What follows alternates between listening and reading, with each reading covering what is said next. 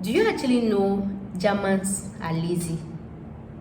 Yes, they are. And really, I can't really blame them, because if I was a German, I would be more than lazy. And that's why we have so many foreigners, Africans, and all of that. They move to Germany, and they decide to be jobless. And then you wonder, how did they feed? How do they this thing? And that's because they have a very responsible government, which actually pay them unemployment fee and then child benefits. That child benefit is last one, and the unemployment fee.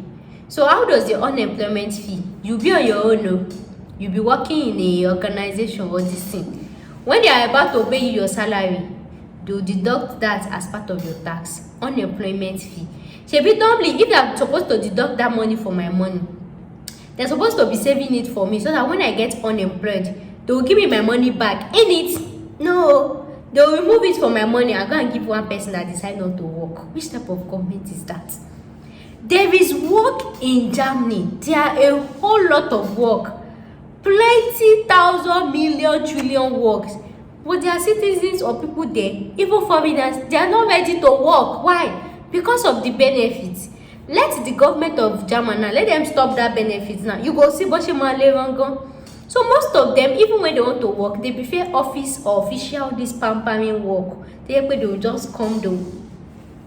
So that is why they introduced another visa again. This visa has been on for like maybe 2 years or 3 years now, but it's still on. Like I told you, after the COVID, it shook so many things. So they call this one Jobseeker visa. I was surprised though when I was reading about it. So Germany can be this lenient with immigration, and this is more like a tourist visa for you to come and look for what. There are a lot of job vacancies in Germany. And then let me tell you another thing you don't know. Germany is one of the best countries you should find yourself working at, because they put their employees what's it called, employees this thing, they have their employees' heart or mind. They put their employee in their heart, like they care about their employee.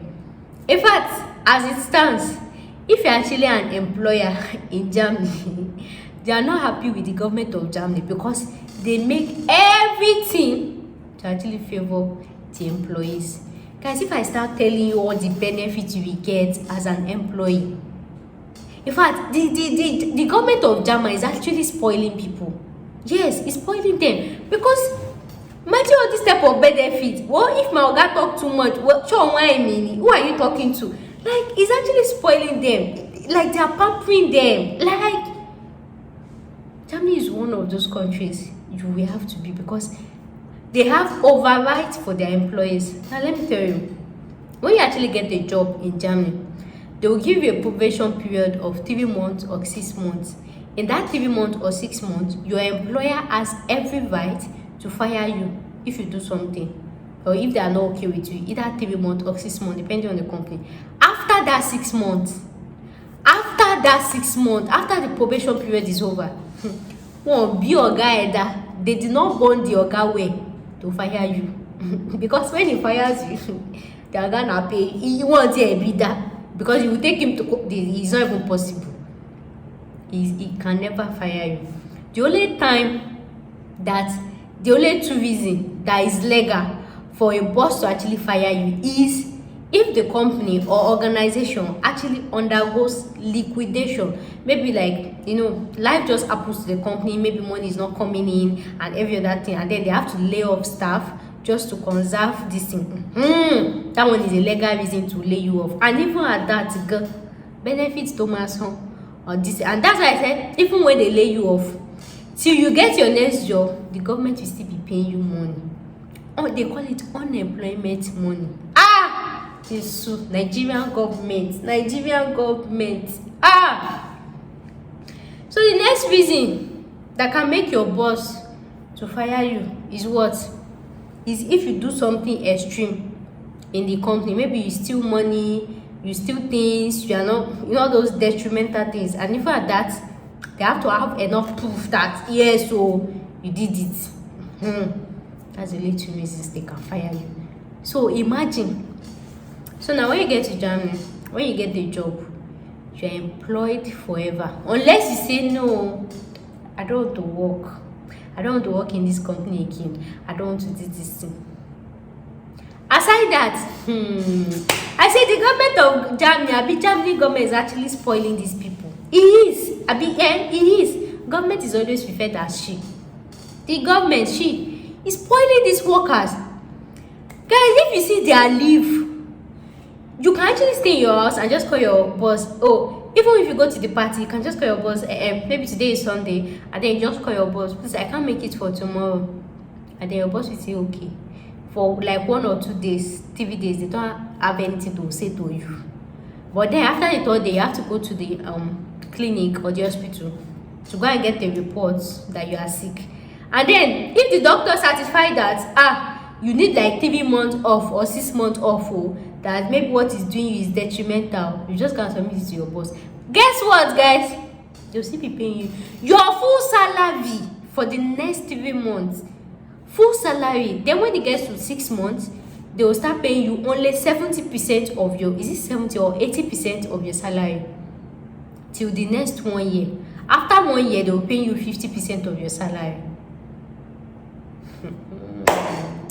When I was like, she and wine. Well, hey, somebody like me, I'll just be falling sick every year. The government did not even have the heart of these employers in their hearts. That's not fair. That's not fair. Sharp, you just be collecting salary. As long as it's medically proven.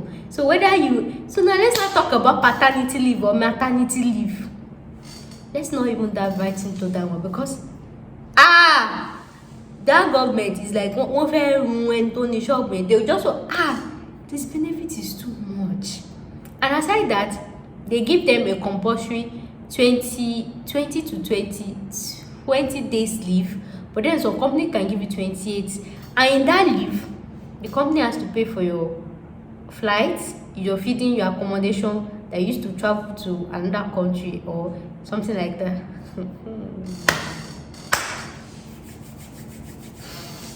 Another one, health insurance is very important, right? Your health insurance is shared or split between your employer and you. So that's your health insurance is always 14.7% of your salary, right? So you pay 7.3%. Then your boss will pay 7.3%. Hey, the employer I want to your law, right? That's just to mention a few. What did I say? That is just to mention a few. Now, with all these things, don't you feel like Germany is one of the best countries for you to be an employee? Don't you think so? But then, if I get there, I can't be taking advantage of it. You now want to try it. You will now want to try it. I'm sure of that. Okay. So far, today we'll be talking about the job seeker visa. Germany too have their own tax, like UK. But then they don't give this much but UK does not give this much benefit like Germany does. Like I have explained. Please permit me to maintain some beauty. Please. You guys know I like to maintain beauty, Okay. So your pension is 9.3% of your salary. Unemployment insurance is 1.25% of your salary. And this unemployment, when they remove it from your salary, they are giving you another jobless youth that decide not to work or anything. They will say when they fire you, right, that they will give you time to look for work. Is it not the same work that they are doing job visa for? How will they take from my salary and go and use it to give somebody that decide not to look for work, or the person decide to sit down? Is that even fair? But then anyways, let's dive right into it. So this job seeker visa, right, is valid for just 6 months. When you apply for the visa, you get to Germany, you look for work, any work of your choice. Once you get the work, then you convert, your employer will offer you a contract and all those things. Then they will legally convert it to work permit. You have just 6 months. But then this is actually very similar to Austria work permit, job seeker visa. But the difference is Austria one is point based. They have a point for this one, point for this one. But this one, there is no point to it. Just have this document I am going to list for you. There is no point to it. So once you just have this document, just book appointment on the German embassy, go and apply for your visa and everything like that. But it's not as easy as I've said, because I'm going to be explaining some things. So like I told you, this visa is called job seeker visa.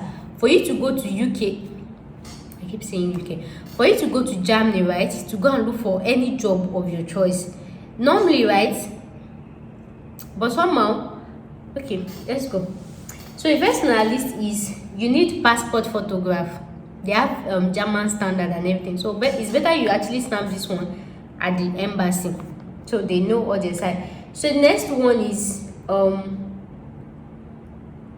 your international passport.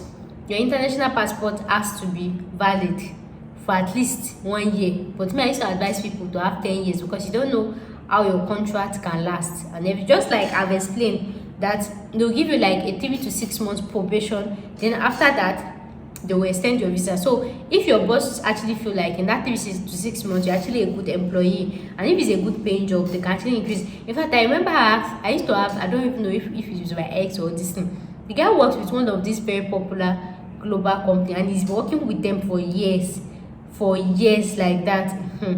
See those type of this, and they pay him very well. So if you actually get a company that pays very well, why do you want to be swapping up and down? Imagine like why do I so it's me, I used to advise you to have like 10 years valid passport that has plenty pages, so they'll just give you that contract once. You know that for the next few years you are settled. You cannot be working up and down, but then you can still change job.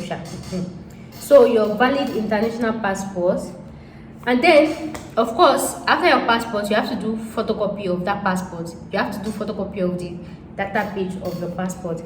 So the next that you need is your birth certificate. This one is to prove your origin to your country. Yeah, your birth certificate.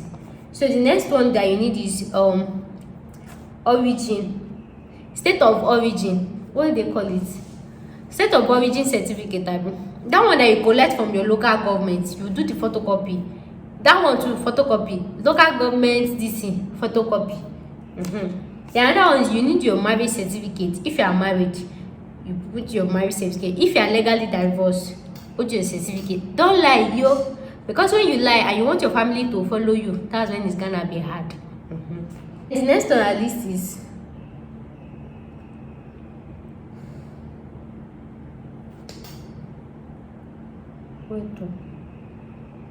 okay. The next on my list is your educational qualification, whether your BSc, your masters, your diploma. Yes, diploma can apply, and that's what I'll be explaining. So your educational qualification, whether your diploma, vocational training, maybe you had a vocational training in Nigeria or anything, diploma, vocational training, BSc, masters, PhD, and all those educational documents. Then the next on our list is reference. You actually need reference letter. I think you need just one reference letter. So you need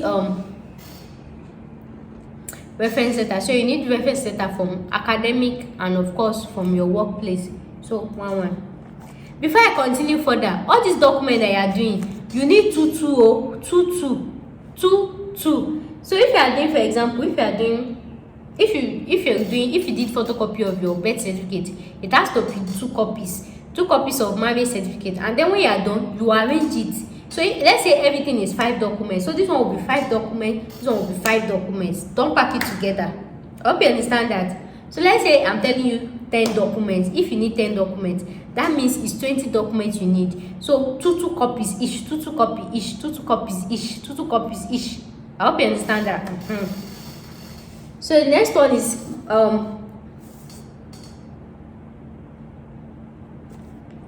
police certificate. That one, anywhere you go, you always need police certificate. You know where to get that one. Police headquarters, just like 10,000. So the next on our list is your cover letter. Your cover letter is very important, and that is where you are beginning to work now. So your cover letter has to have three main components, which is why you want to visit Germany, the reason you're going, which is what you write is you are seeking for a job.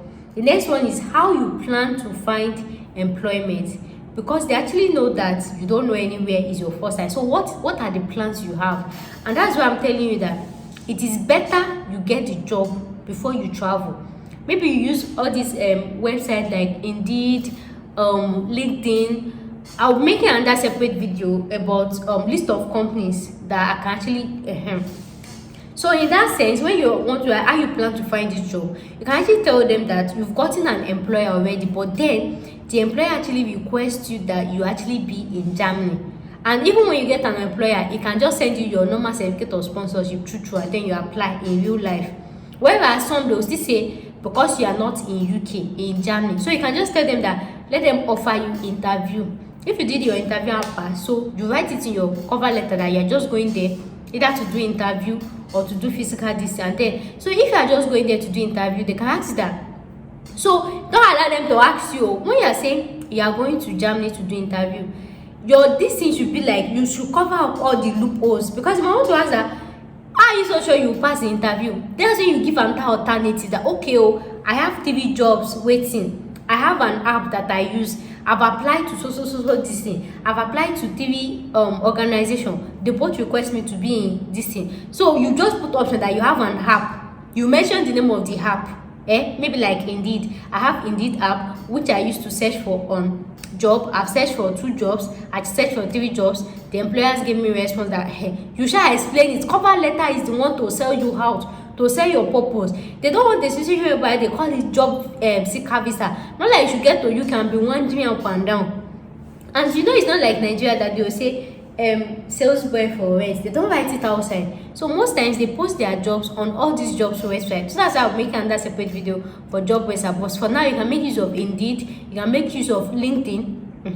Those one you can yes, Indeed, LinkedIn, yeah. So you have to like show them that you're not just going there and just be working up and down. Show them that you've done something and this is the motive, this is the progress you've made.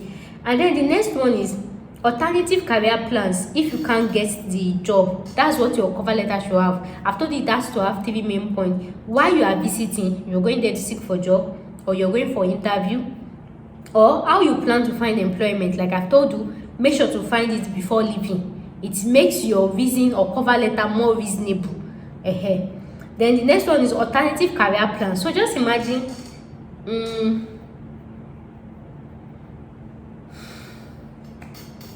let's imagine you're actually looking for a job as a lab technician.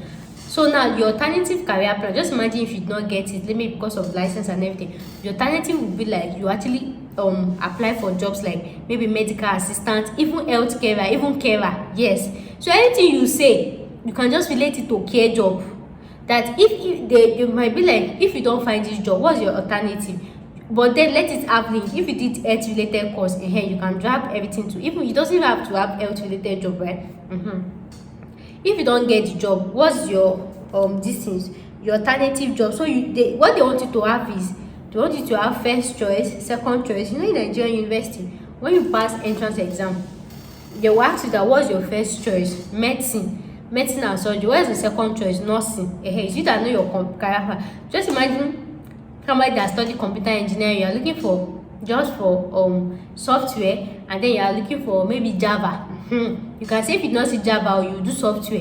If you don't do software, you can do computer. If you don't see computer, you can do IT. If you don't see IT, you can do office assistant that makes use of Microsoft. All those things that is just nearby your this thing. Just give them so many options.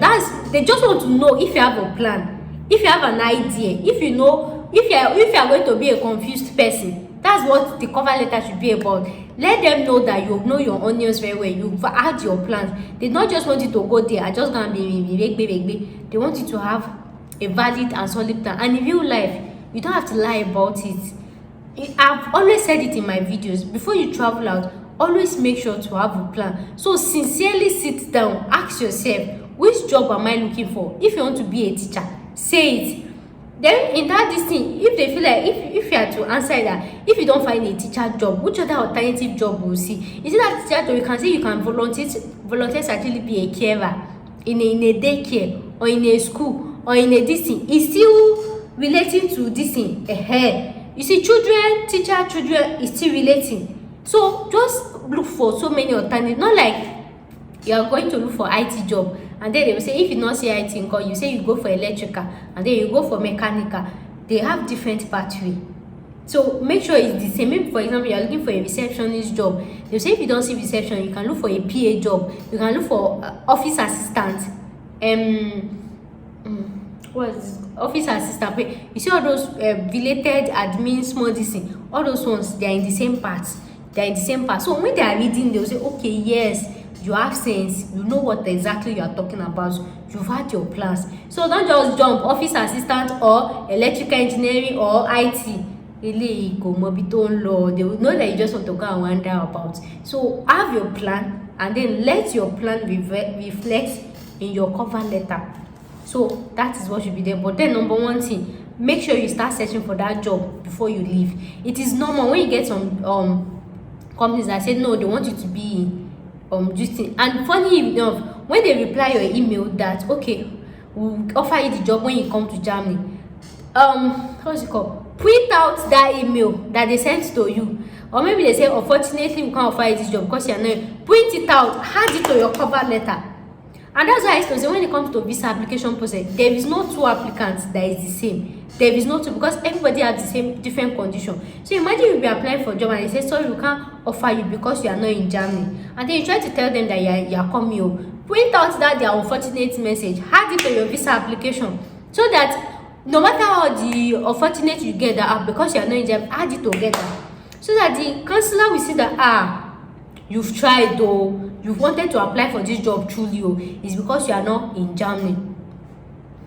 And then they'll say, oh yeah, come and be going to Germany. So even those in your cover letter, when you said, okay, you want to apply for receptionist, office assistant and everything, make sure you actually view live sent email and CV to people that will offer you job for office assistant training and everything. Let it reflect in the printer. In fact, you can have like 100 or 14, print everything out, add it to it. Because when it comes to embassy, this thing, they love evidence. They love to be sure that yes, you know what you're doing. They want to see it, pack it. Documents no dey too much, e no dey reach. Documents no dey waiting, e no dey too much. Now say e no dey reach. So all the evidence that you can, that will not make them to ask you this thing. Block all the holes. Don't allow them to ask you any question. But question about answer them in advance. And that's why even when I'm making my videos, you see that people actually ask me questions in the comment section because I try to block all their possible questions. I will block everything. I've already know what somebody can think. I've already know what someone can say, okay, should I? I'll block everything. So when somebody asks me a question, I say, watch the video. I said it there. I try to answer everything to get. So that's exactly what your cover letter should be. Block all the loopholes. Don't allow the counselor to have any reason to say, tabi. So the next on my list is experience in related field of study. This one can work or not. So that's why I told you. For example, you did maybe economics, but then the experience you have experience as a teacher in economics. It's still this. I'm trying to see the one that is different. Maybe you did economics, but then you actually have experience as a salesperson. Your own is just change that your CV to how I will take talk now. Let's say you actually work in a restaurant. Maybe you are serving food. So just look for a lower cost economics this thing, maybe economics assistant or something, and then just put those job description. Even when they will call your company and ask, was this person here? Was this person Kiriko?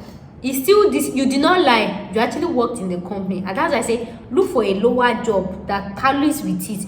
Don't go and say you are an accountant.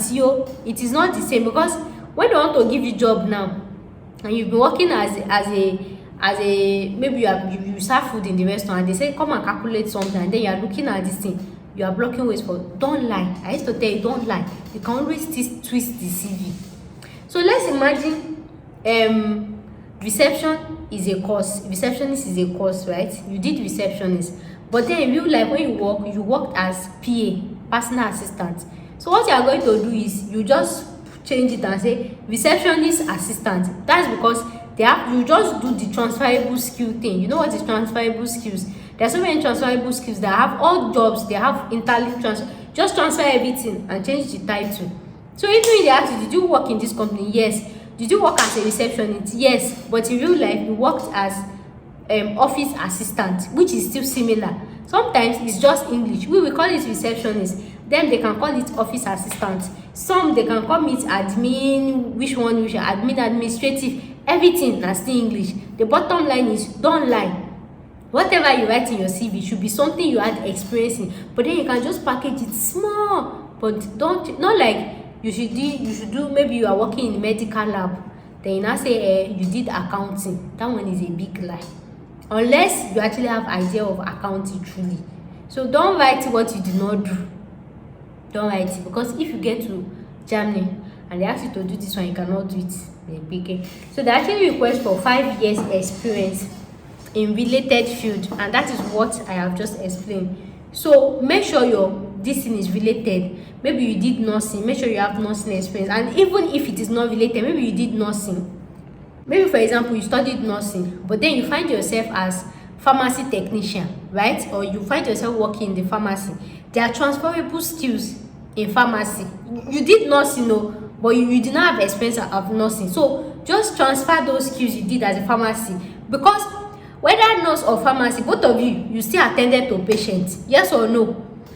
Whether pharmacy or not, you still administer job for patients, yes or no? But then you're not going to call yourself a nurse. You're just going to say maybe like nursing assistant. Do you understand that? Nursing assistant in a pharmacy, this thing is still this. You just transfer those skills that you did, or calculation, just transfer it that is similar to that job. So even when they get to the pharmacy, did this person work here? Yes. What did she work as? Even if they say we're a pharmacy at this time, your job description, this is it. So just transfer your job description and make sure it is relevant to that job title in your CV.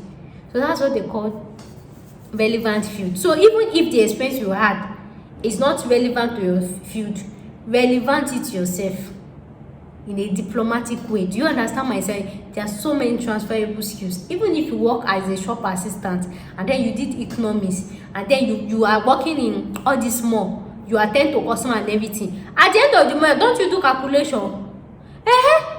So you do transferable. That's don't lie. What you did, true, put it in the CV, but then maybe look for a lower rank job title, maybe economics assistant, economics administrative, or this that does not require too much. So don't be like you lie, you did it truly. So the next on my list is CV. So I mentioned CV. Your CV must be really detailed. So the next on my list is proof of accommodation. Since you'll be staying there for 6 months, right? Your proof of accommodation. So you have to look for an hotel there, book the hotel, but then before you book, make sure that you ask their refund policy, just in case you do not get visa. Ask about their refund policy, and then when you book, they will give you receipt. You add it to your listing. Don't forget to do photocopy. So the next one is proof of financial means, doing proof of bank statement, right? Proof of fund. So you can prove your fund through 3 methods. The first one is if you have a sponsor that is actually living in Germany, through your bank statement, and then through block account. So how much you need to show? The amount you need to show is 720 euros per month. 720 euros. So multiply 720 euros times 6 months. You know how much that is? That is how much that should be in your account. Some people might want to ask, do they have any duration, maybe fixed for 28 days or anything? Germany does not do fixed for 28 days or this thing. Let them try to see your money in the account, and then you actually have proof to actually show how the money is in your account. Maybe it was somebody that gave you, maybe it was a loan, maybe it was this thing. You have to explain the money. So the next one, somebody might want to ask, can you go with your family? All these visa routes, you can go with your family, but then the more the family you back, the more your proof of fund. So you might just leave your family first and go and look for work. And that's why I told you, it is better to look for a job before you travel, because Sometimes you might just be lucky that an employer will just come through and decide to like sponsor your visa. They will pay for everything, you know. Some of them can be that nice. They'll pay for flight. They will even help you with your visa processing and everything. Then which other thing? Your transcript, your educational transcript, of course, your white this thing. And then another thing is your license. If you did a job that requires license, maybe doctors, nurse, and everything, you need your license. But the thing is, you still have to do conversion, German conversion. And then another thing is language. Sometimes the thing does not, according to the visa requirements, you don't actually need language, right? There are so many jobs in Germany that you can actually get as an English speaker. But like I do say, no matter where you find yourself, always learn to integrate and learn that country's language. There are some jobs that you can get as an English person, depending. But then you see, professional jobs like doctors, nurses, pharmacists, and all those things, you need at least a B2 in German language. At least, okay, Joe. B2, because the people you be attending to, they are Germans. So how will you communicate with them? But then if you have a course like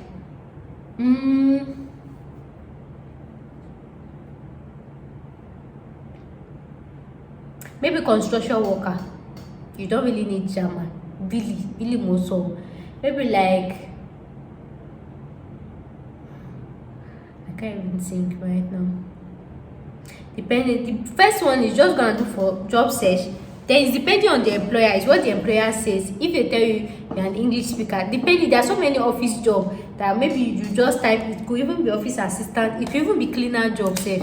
It could be cleaner job. It could be this. So there are so many jobs that will not require you to speak English at first, that they will take you without an English speaker, right? But then, like I used to say, you have to learn how to integrate into the country's this thing. So guys, that will bring us to the end of today's video. Thanks for watching, and I'll see you in my next video. Thanks for watching. Bye. Then what else? I've mentioned everything. Alright, watching. Alright.